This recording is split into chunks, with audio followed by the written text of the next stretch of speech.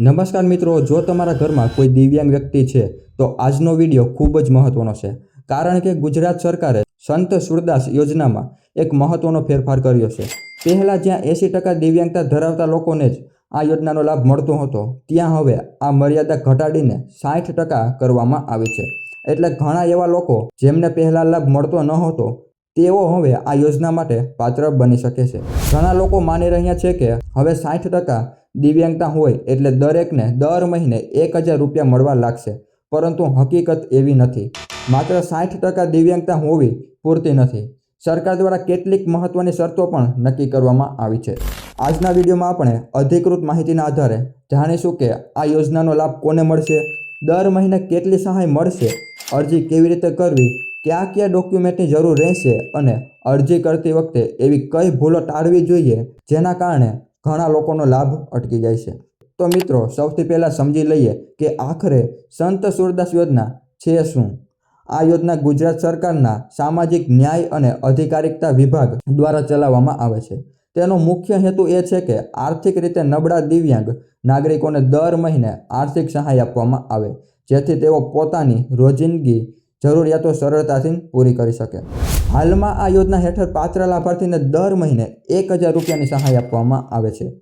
આ રકમ સીધી ડીબીટી એટલે કે ડાયરેક્ટ બેનિફિટ ટ્રાન્સફર દ્વારા તમારા બેંક ખાતામાં જમા કરવામાં આવશે। પરંતુ અહીં એક વાત ધ્યાન રાખજો, ઘણા લોકોને લાગે છે કે દિવ્યાંગતા સર્ટિફિકેટ બની ગયું એટલે પેન્શન પણ શરૂ થઈ જશે, પરંતુ એવું નથી। દિવ્યાંગતા સર્ટિફિકેટ અને પેન્શન યોજના બંને અલગ અલગ બાબતો છે। પેન્શન મેળવવા માટે સરકારે કેટલીક ચોક્કસ પાત્રતા નક્કી કરી છે। જો તમે એ પાત્રતા પૂર્ણ કરતા હશો તો જ આ યોજનાનો લાભ મળશે। હવે સૌથી મોટો પ્રશ્ન, આખરે કોને આ યોજનાનો લાભ મળશે? શું માત્ર 60% દિવ્યાંગતા હોવી પૂરતી છે કે પછી ઉંમર, આવક અને બીજા નિયમો પણ લાગુ પડે છે? ચાલો હવે એક પછી એક તમામ પાત્રતા સરળ ભાષામાં સમજીએ। હવે વાત કરીએ સૌથી મહત્વના મુદ્દાની, આખરે કોને સંત સુરદાસ યોજનાનો લાભ મળશે? જેમ મેં શરૂઆતમાં કહ્યું, માત્ર 60% દિવ્યાંગતા હોવી પૂરતી નથી। સરકાર દ્વારા નક્કી કરવામાં આવેલી તમામ પાત્રતા પૂર્ણ કરવી જરૂરી છે। સૌથી પહેલી શરત, અરજદાર ગુજરાતનો કાયમી રહેવાસી હોવો જોઈએ।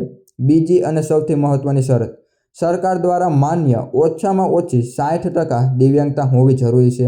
પણ અહીં એક મહત્વની વાત ધ્યાન રાખજો, ઘણા લોકોને લાગે છે કે ફક્ત શારીરિક દિવ્યાંગ વ્યક્તિને જ આ યોજનાનો લાભ મળે છે, પરંતુ એવું નથી।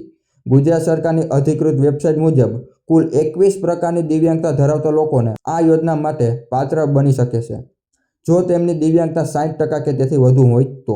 હવે આપણે વાત કરી લઈએ કે આ 21 પ્રકારની દિવ્યાંગતા કઈ કઈ છે, જેમ કે અંધત્વ, ઓછી દ્રષ્ટિ, શ્રવણ ક્ષતિ, બોલવામાં અથવા ભાષામાં તકલીફ, હલનચલનમાં અક્ષમતા, સેરેબ્રલ પાલ્સી, બૌદ્ધિક અસમર્થતા, માનસિક બીમારી, autism spectrum disorder, multiple sclerosis, Parkinson રોગ, થેલેસેમિયા, હેમીફિલિયા, સિલ્ક સેલ ડિસીઝ, એસિડ અટેકથી અસરગ્રસ્ત વ્યક્તિ તેમજ RPW એક્ટ હેઠળ આવતી અન્ય માન્ય દિવ્યાંગતાઓ।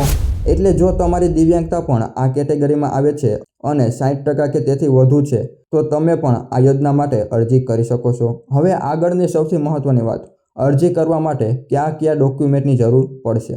ઘણા લોકો તમામ શરતો પૂરી કરતા હોવા છતાં માત્ર ડોક્યુમેન્ટ અધૂરા હોવાના કારણે અરજી કરી શકતા નથી। એટલે અરજી કરતા પહેલા આ બધા ડોક્યુમેન્ટ તૈયાર રાખજો। રહેઠાણનો પુરાવો, જેમાં તમે રેશન કાર્ડ, ચૂંટણી કાર્ડ, વીજળી બિલ, ડ્રાઇવિંગ લાયસન્સ, આધાર કાર્ડ પૈકી કોઈ પણ એક આપી શકો છો। ત્યારબાદ ઉંમરનો પુરાવો, જેમાં શાળા છોડ્યાનું પ્રમાણપત્ર એટલે કે લિવિંગ સર્ટી, જન્મનો દાખલો અથવા પંચાયત દ્વારા આપવામાં આવેલ ઉંમરનો દાખલો। ત્યારબાદ દિવ્યાંગતા પ્રમાણપત્ર, જેમાં દિવ્યાંગ ઓળખપત્ર અથવા સિવિલ સર્જન દ્વારા આપવામાં આવેલ દિવ્યાંગતાનું પ્રમાણપત્ર, બેંક પાસબુક, આધાર કાર્ડની નકલ। હવે પ્રશ્ન આવે છે, આ બધા ડોક્યુમેન્ટ તૈયાર થઈ ગયા પછી અરજી ક્યાં કરવી અને કેવી રીતે કરવી?